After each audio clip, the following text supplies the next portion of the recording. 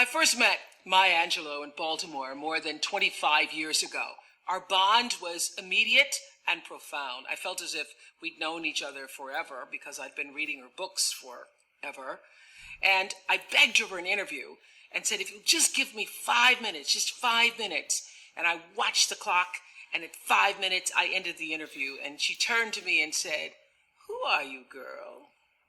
Well, let me tell you who she is. She is, for me, a mentor. She has become my mother, sister, friend, and has guided me through some of the most important years of my life. She never tells me exactly what I want to hear, but always what I need to hear. At the heart of her, she is a teacher. And of course, she's a poet. She has won 3 Grammys, speaks 6 languages, and was the second poet in history to recite a poem at a presidential inauguration. But what is most impressive to me about Maya Angelou is not what she has done or written or spoken. It's how she has done it all. She moves through the world with unshakable calm, confidence, and a fiery, fierce grace and abounding love. That is why she is a master. Everybody has a story, and there is something to be learned from every experience. Use your life as a class. This is Masterclass. After I had written the inaugural poem for President Clinton, United Nations people called me and asked if I would write a poem for the world. I said yes first. I always say yes for a good thing. And then I go to the library and then I ask rabbis and priests and preachers and imams, what do you think? But finally, I thought of United Nations. When it was founded in San Francisco, I was 17. And I would go down to where they would meet, and I would watch the people go in. I read that simultaneous translators would be paid $150 a week to translate language. I knew I had a penchant for languages. And if I wasn't 6 foot tall, black, pregnant, unmarried, and uneducated, I could go in that building. And I cried. Can you imagine what it felt like 50 years later to be asked not only to write a poem, but to come back to San Francisco, to that building, and deliver the poem to the heads of state of the world? There's an African-American song, 19th century, which is so great. It says, when it looked like the sun wasn't gonna shine anymore, God put a rainbow in the clouds. Imagine. And I've had so many rainbows in my clouds. I had a lot of clouds, but I have had so many rainbows. And one of the things I do when I step up on a stage, when I stand up to translate, when I go to teach my classes, when I go to direct a movie, I bring everyone who has ever been kind to me with me. Black, white, Asian, Spanish-speaking, Native American, gay, straight, everybody. I say, come with me. I'm going on the stage. Come with me, I need you now. Long dead, you see? So I don't ever feel I have no help. I've had rainbows in my clouds. And the thing to do, it seems to me, is to prepare yourself so that you can be a rainbow in somebody else's cloud. Somebody who may not look like you, may not call God the same name you call God, if they call God at all. You see? And may not eat the same dishes prepared the way you do, may not dance your dances or speak your language, but be a blessing to somebody. That's what I think. Every human being at some point will have clouds in their lives, some darker than others. The thing that Maya Angelou has taught me about finding the rainbow in the cloud is that you can go through the cloud, you can go around the cloud, or above it.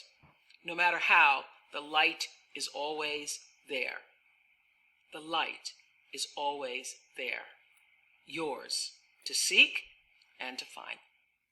I don't know anyone who understands the power of words more than Maya Angelou. I've been in her home at a party, and someone telling a homophobic joke or making fun of someone in a derogatory way, and watched her invite them to leave or stop them in mid-sentence and say, "Not in my house, you won't." Words are things, I'm convinced. You must be careful about the words you use, or the words you allow to be used in your house. In the Old Testament, we are told in Genesis that in the beginning was the Word, and the Word was God, and the Word was with God. That's in Genesis. Words are things. You must be careful. Careful about calling people out of their names, using racial pejoratives and sexual pejoratives and all that ignorance. Don't do that. Someday we'll be able to measure the power of words. I think they are things. I think they get on the walls. They get in your wallpaper. They get in your rugs, in your upholstery, in your clothes, and finally into you.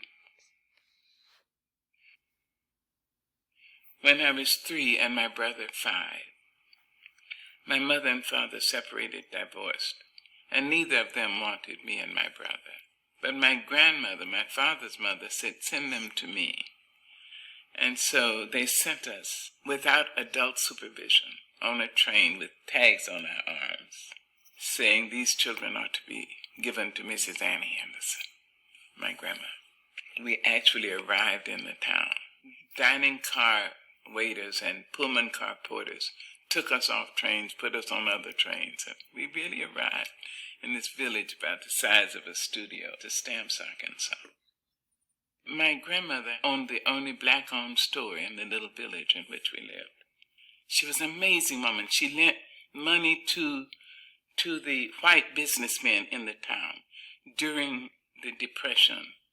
So she taught me so much. And I look like her, and I sound like her.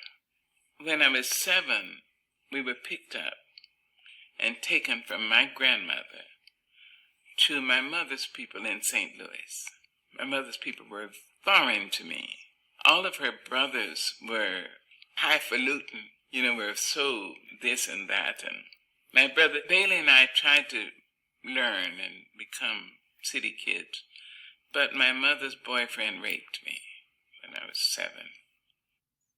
I told Bailey the name of the rapist. I wouldn't tell the adults, but I told Bailey. I said, "I can't tell you because he said he will kill you." He was 9 years old. He said, "I won't let him." So I told him, of course, I believed anything. He was my black kingdom come, Bailey. So he told the family. The man was put in jail for 1 day and night and released. And 2 huge white policemen came into my mother's house.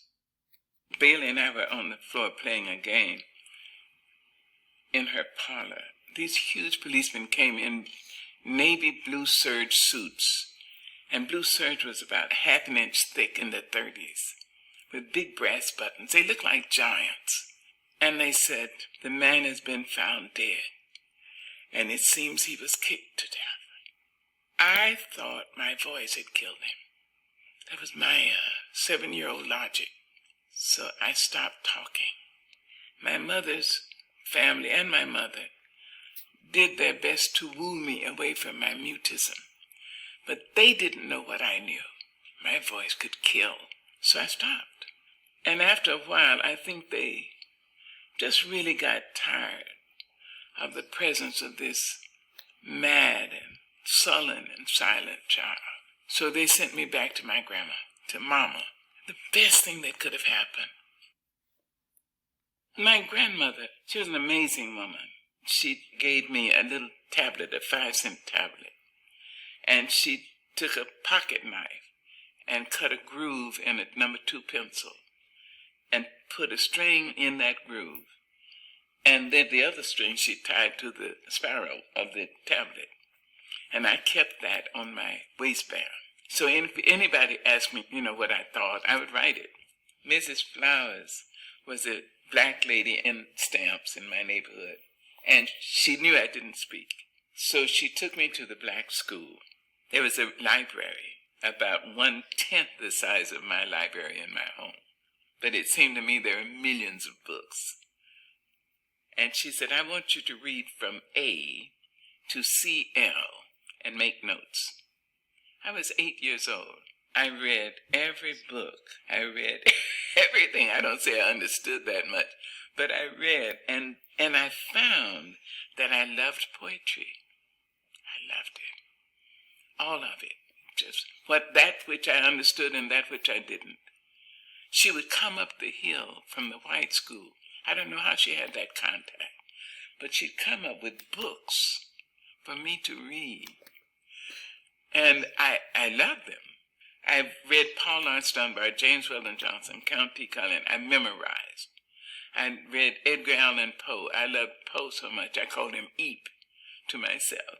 I read Shakespeare, and at one time I memorized like 50 sonnets or something.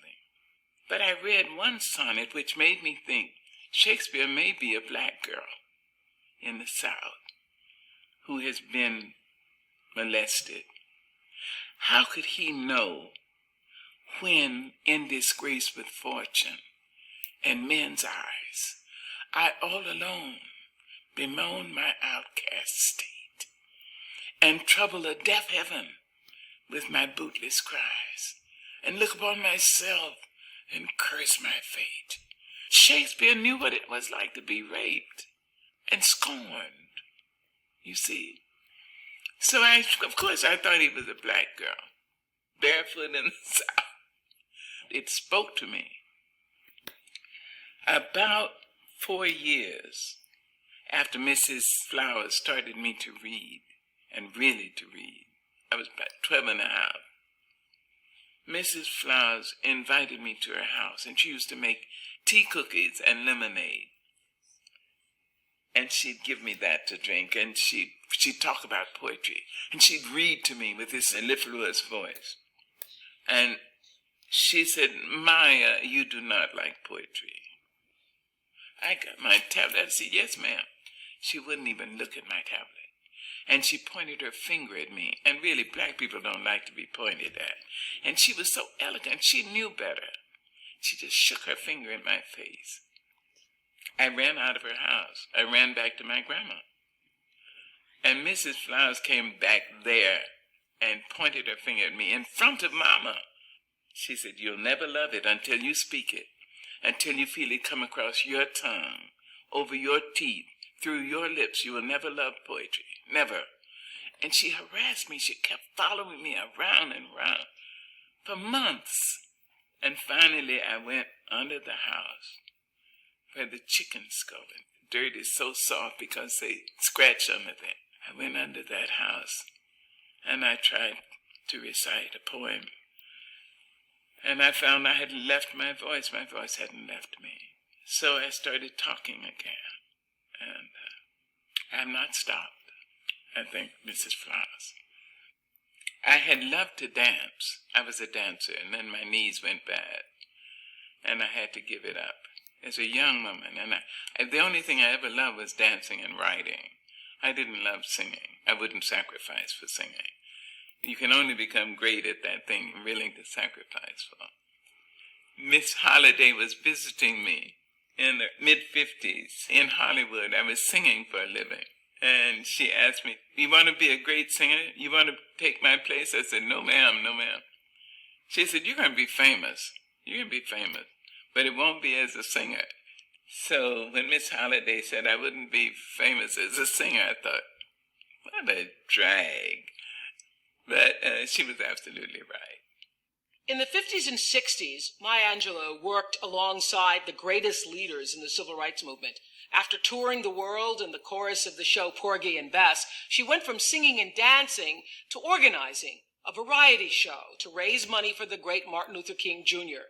The Cabaret for Freedom, it was called, ran during the summer of 1959. And afterwards, at the request of Dr. King, she took a leadership role in his organization. Then, in 1964, while teaching at the University of Ghana, she met Malcolm X, who asked her to return to the United States to help him build his organization.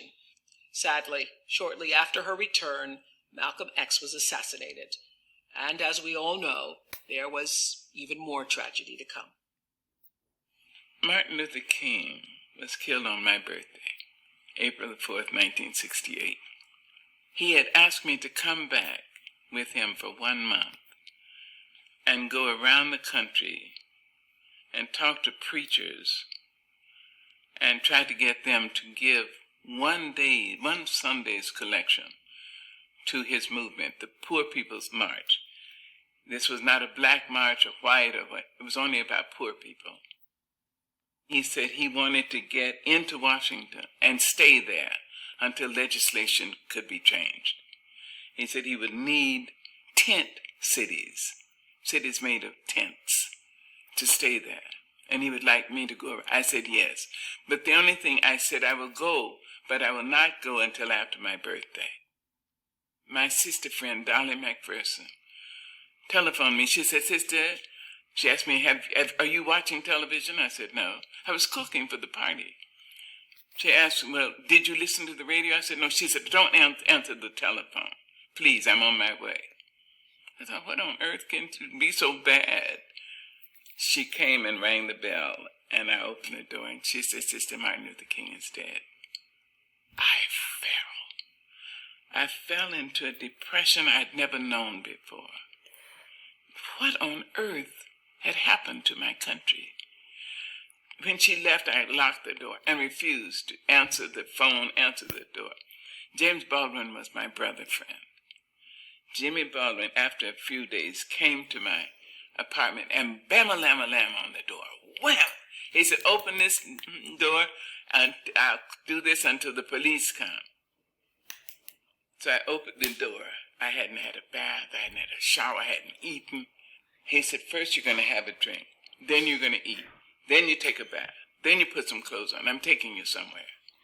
Jimmy said, you need to laugh. He took me to Jules Pfeiffer's house. I didn't know them, but Jules Pfeiffer and his then wife knew Jimmy, and they were ace booms. And they all fell on each other's necks and hugs and all that. And so they told stories and jokes. And so I told some stories about my growing up, the little town. And I said, Stamps was so prejudiced that black people couldn't eat vanilla ice cream. We had to only eat chocolate, which was a lie, but just a joke. The next day, Judy Pfeiffer called the man who became my editor and said, if you can get this woman who is a poet, if you can get her to write a book, you would have something. So he said he knew about my poetry, but he called and asked, would I write a book? I said, no. Would I write an autobiography? I said, no, I will not. In the meantime, I had written 10 one-hour programs for PBS. I went out to San Francisco to produce it with KQED. He phoned me. He'd phoned me 7 or 8 times, and finally he phoned me in San Francisco. And he said, Miss Angelou, you know, I think it's just as well that you don't try to write a book on your life, because to write autobiography as literature is almost impossible. I know he'd spoken to James Baldwin, and Jimmy had told him, tell her it's impossible. He said, it's impossible, so it's better that you don't try. So I said, well, I will try, but I'll only write one. I have now written 30 books, books of poetry and books of essays and cookbooks and a number of children's books. And I still have the same editor 40 years later. What I think it really means is I'm a teacher. I am a teacher. I teach all the time, as you do and as all of you do, whether we know it or not, whether we take responsibility for it or not. I hold nothing back because I want to see that light go off. I like to see the children think, I never thought of that before. And I think I've got them. I cannot tell you the number of times over the years I've called Maya when someone was saying something hurtful or I was betrayed by somebody I trusted. The most profound thing I remember her saying to me was, baby, those people can't hold a candle to the light God already has shining on your face. Don't you know who you are? You're God's child. You're God's child. If I think of my life as a class and what I've really learned, I've learned a few things. First, I'm aware that I'm a child of God. It's such an amazing understanding to think that the it, which made fleas and mountains and rivers and stars, made me. What I pray for is humility, to know that there is something greater than I. Then I have to know that the brute, the bigot, and the batterer are all children of God, whether they know it or not. And I'm supposed to treat them accordingly. And it's hard, and I blow it all the time. I'd like everybody to think of a statement by Terence. The statement is, I am a human being. Nothing human can be alien to me. If you can internalize the least portion of that, you will never be able to say of an act, a criminal act, oh, I couldn't do that. No matter how heinous the crime, if a human being did it, you have to say, I have in me all the components that are in her or in him. I intend to use my energies constructively as opposed to destructively. If you can do that about the negative, just think what you can do about the positive. If a human being dreams a great dream, dares to love somebody, if a human being dares to be Martin King or Mahatma Gandhi or Mother Teresa or Malcolm X, if a human being dares to be bigger than the condition into which she or he was born, it means so can you. And so you can try to stretch yourself. So you can internalize, homo sum, humani nihila me alienum puto. I am a human being. Nothing human can be alien to me. That's one thing I'm learning. My grandmother, my father's mother, raised me. She was an amazing woman. She told me, sister, when you get, give. When you learn, teach. These are lessons to live by. I thought for a long time that my grandmother was God. She was so tall. And she used to tell me, sister, Mama don't know what she's going to do. Mama just going to step out on the word. Just step out on the word of God. Faith is the evidence of things not seen. People call me stupid, dumb, a moron, an idiot, because I didn't speak for 6 years. I was a mute. And Mama used to tell me when she'd braid my hair was huge and very curly.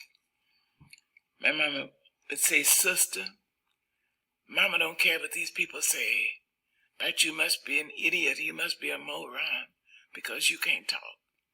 Sister, Mama don't care. Mama know when you and the good Lord get ready, you're going to be a teacher. Sister, you're going to teach all over this world.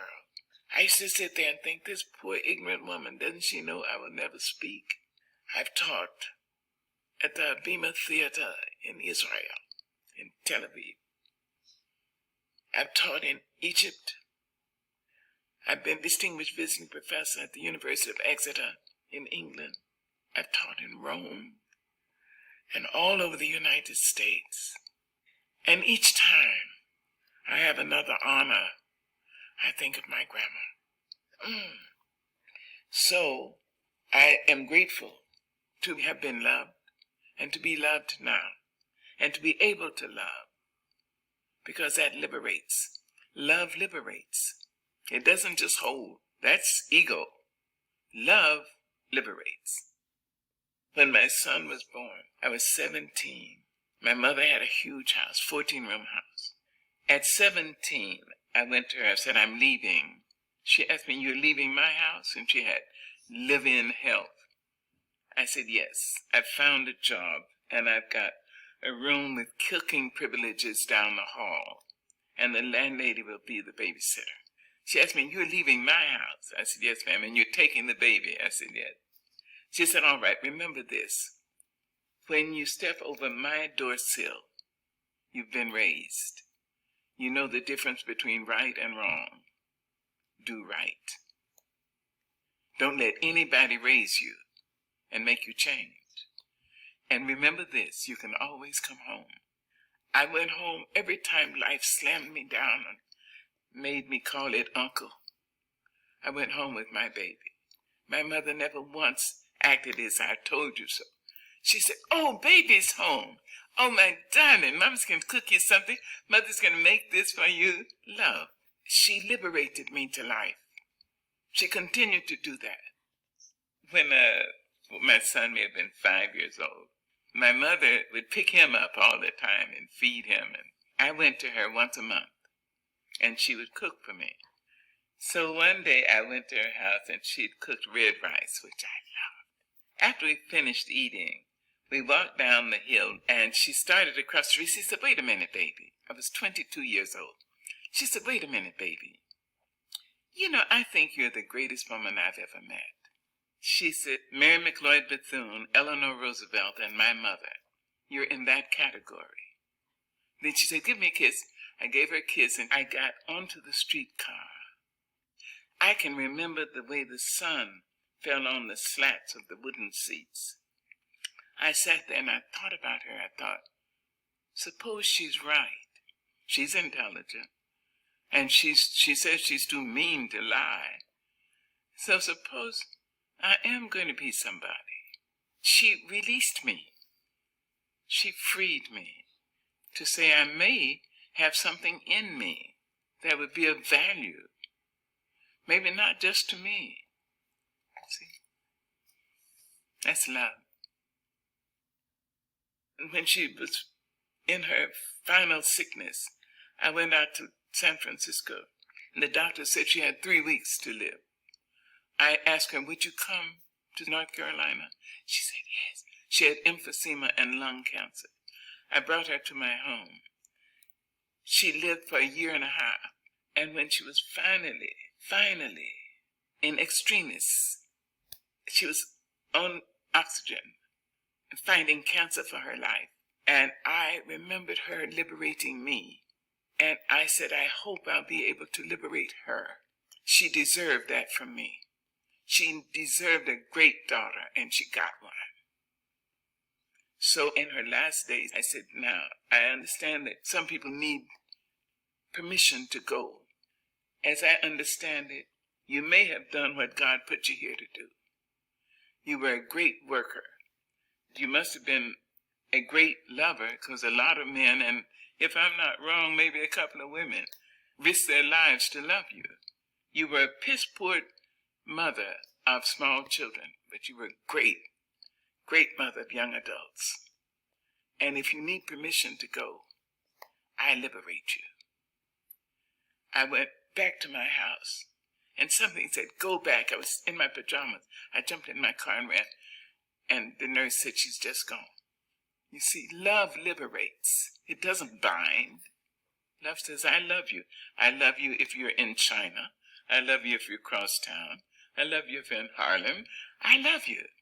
I would like to be near you. I'd like to have your arms around me. I'd like to hear your voice in my ear. But that's not possible now. So I love you. Go. I have been a student of Maya Angelou's since I opened her first book, I Know Why the Caged Bird Sings. The pages of her life mirrored my own, and for the first time as a young black girl reading that book, my life experience was validated. And I believe that's just the greatest lesson any teacher can give, to teach her students the truth of who they are. Maybe the hardest part is if you teach, you have to live your teaching. You can't say, you do not as I do, but do as I say. No. You have to say, I'm doing my best to live what I teach. I have a painting by Phoebe of a group that she calls Sister Suki's Funeral. And they're all the women, there are about 9 women, and they all look like women in my grandmother's prayer meeting group. So whenever I'm obliged to do something, I take that painting and I look at that painting. There's an empty chair. And I think, now what would Grandma do? What would she say?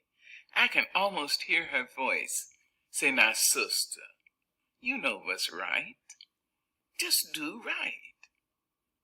You don't really have to ask anybody. The truth is, right may not be expedient. It may not be profitable, but it will satisfy your soul. It brings you the kind of protection that bodyguards can't give you. Try to be all you can be, to be the best human being you can be. Try to be that in your church, in your temple. Try to be that in your classroom. Do it because it is right to do. You see, people will know you, and they will add their prayers to your life. They'll wish you well. I think if your name is mentioned and people say, oh, hell, oh, damn,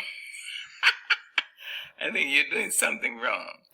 But if your name is mentioned and people say, oh, she's so sweet, he's so nice, oh, oh, God bless her. So try to live your life in a way that you will not regret years of useless virtue and inertia and timidity. Take up the battle. Take it up. It's yours. This is your life. This is your world. I'll be leaving it long before you under the ordinary set of circumstances. You make your own choices. You can decide life isn't worth living. And that would be the worst thing you can do. How do you know? So far. Try it. See. So pick it up. Pick up the battle and make it a better world. Just where you are. Yes. And it can be better, and it must be better. But it is up to us. I'm Oprah Winfrey, and you've been listening to Masterclass, the podcast. You can follow Masterclass on Instagram, Twitter, and Facebook. If you haven't already, go to Apple Podcasts and subscribe, rate, and review this podcast. Join me next week for another Masterclass podcast.